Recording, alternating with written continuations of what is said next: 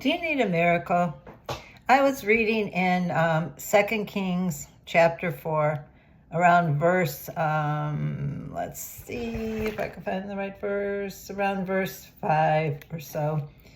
And it was the Shunammite woman, and she said to Elisha that she was running out of oil and she didn't know how she was going to feed her children. And so he said, she goes, all I have is 1 jar of oil.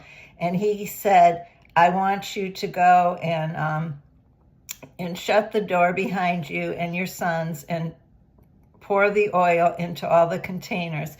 And he had told her to go and collect as many containers from her neighbors as she could. So her son kept pouring the oil.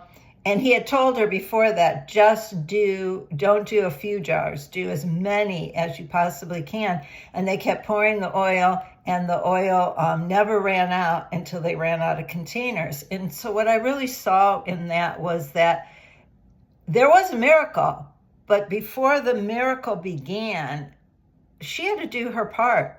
Her and her sons went out and collected those jars.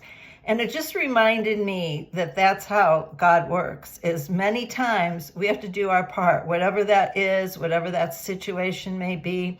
It may be that you have to go and do a job you don't like, but God will bless that job and God will miraculously work through that job. Or it might be just patiently waiting on the Lord, but you're doing your part. You're in prayer. You might be fasting, whatever it is. But it just reminded me that you have to do your part and then God will step in. And the other thing that I thought really stood out in that whole thing was that she collected some jars, but she limited God because she didn't probably collect enough because that oil was never going to run out.